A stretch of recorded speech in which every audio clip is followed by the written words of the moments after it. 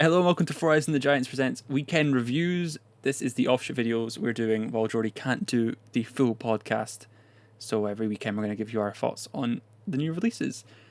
Next up today is Free Guy, the new Ryan Reynolds movie directed by Sean Levy. Jordy's going to tell you all about that. A bank teller's world is turned upside down when he discovers he is part of an online video game. When he gains the ability to play the game, he meets Jodie Comer's Millie and helps her uncover the shady secrets of the game's developer, as well as stop his world and his friends from being deleted forever. I'll give them right back. I said no!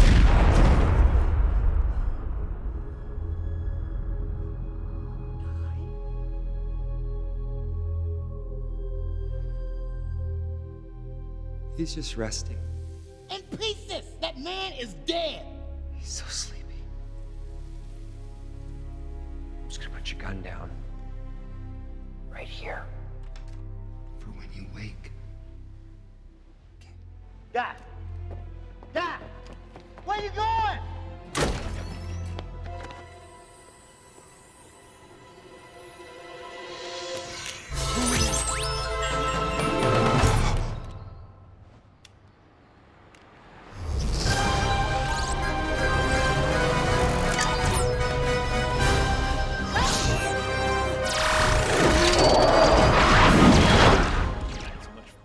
I had so much fun with this movie. I thought it was such a great time. I saw it about a week ago now at this rate, but my family still are either giggling to themselves or just thinking how much fun they had. I mean, it's a great mix of the sort of Ryan Reynolds stuff you usually have, and then things like the Truman Show and stuff like that. And then there's a lot of random, there's a lot of other like great references for it. It's a great cinema movie as well. So you just have lots of different things going, and I think it all sort of combines together to be such a fun experience in the cinema that anyone in your family can enjoy while also being a great film.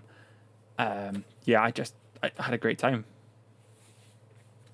I went into this film sort of cautiously optimistic because it looks good, but I did sort of have the feeling in the back of my head that like every Ryan Reynolds film before Deadpool, before he became very successful and like now at the forefront of Hollywood, his films weren't very good. So I was worried that we were just going to go back to that. But it was a fine film. I sort of found it enjoyable on the same level I found Hitman's Bodyguard enjoyable. It's much better now that Ryan Reynolds is producing these films, because it means that in every film he just plays Ryan Reynolds, and Ryan Reynolds in real life is a very funny and charming person. So he's always going to be in this film. He's always going to be funny and charming.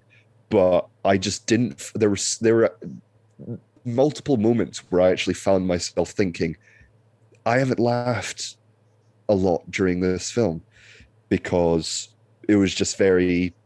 I found especially the real world scenes, I found them very lagging, and they just sort of went on for a bit more than I would have liked.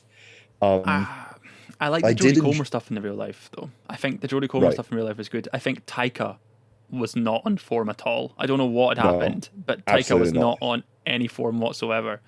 He was just on holiday. He was just phoning it in. I think it was the worst part of the movie was Taika Waititi, because he just, I don't know, if he's not writing the script, I don't think he had a fully vested interest other than appearing in a Ryan Reynolds movie and also, I guess, paycheck, maybe. But yeah, I just thought that was really. I liked the dynamic with Joel Keery and Jodie Comer in the real life, and all that sort of like romance subplot going on. But yeah, no, Taika was that was the bits I laughed least at, was Taika Waititi doing all that stuff. I think I get what you're saying, where you sort of had these moments where, because I had them as well, I was like not laughing a wee bit, but I never found myself not enjoying the movie. It was just probably different to how you felt when you were not laughing, but I still was actively enjoying what I was watching. Right. Yeah. I really enjoyed Ryan and Jodie's chemistry as well. Jodie Comer's just fantastic in Yeah. everything she does. So yeah, she's going to be great. But Invisible Woman, please. But yeah, and not much else to say The about it. references and Easter eggs are quite fun. I thought Oh yes, some surprising ones. I thought that were in the movie that I didn't expect, like stuff from Valve, who never usually sort of end up on, like, there was actual props from based on real life yes, video games from people you wouldn't expect. Like, I feel the people, I know Ryan Reynolds and Jodie Comer have gone on record to say they don't play video games and know all about it, but I feel like the people behind the movie knew what they were doing, and then obviously right. there's some very obvious blatant cameos and references to other properties now that I guess Disney owns Free Guy. Disney owns Yeah. Fox, so there's a lot of fun moments like that. But you know, there's a lot of like looking out for wee bits that I enjoyed at least. Yeah, But you and had it's issue with directed the by. actual. I was just going to say Going it's directed by Sean Levy, who is the showrunner for Stranger Things and the producer Oh, for right. Stranger Things. So he's very good with his like references and nostalgia and stuff. So, what were you going to say? I can't remember what I was going to say now. You had issues. Did you find it cringy in the video game jargon they threw in, or were you not quite? 'Cause I never found it too bad. I didn't find it cringy. I just found it sort of simple, very basic, very. It's the same sort of like cliff notes, the terminology that like everyone uses in video game movies. And I did find at one point that stuff they were talking about to be like that sounded like they put it in just to be like, oh, we know about video games, is like just outdated. So yeah, it didn't. I never felt watching this as if the person who had written the film was up to date and knew and was very versatile, not versatile, but versed in video games. Hmm. I guess they didn't want to overdo it and overcomplicate it because of the general audience they were going for. Though I think if you'd thrown in a lot of words that no one understood, they would have. I think it towed the line very well, in my opinion. I think that was what I do to credit to it, where it didn't feel Right. off-putting to me. I thought it was still quite the baseline, like it's still enough video game jargon not to confuse everybody else. Because I did note at the very beginning where he was like, he's a non-player character, an NPC, and then for the rest, like the very obvious going, yes, this is what an NPC means, by the way, because he's a non-player character. Yes. Very blatantly to the camera, as if he's going, this, when we see NPC, we mean Ryan Reynolds, a person who doesn't have a player. And it Yes. just felt very thingy. Yeah, I don't know.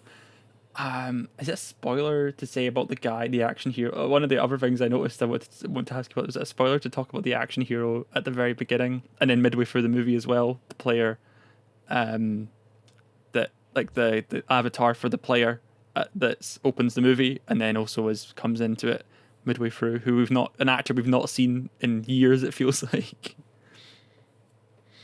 I mean, you could that could be it. I mean, just to not spoil the surprise.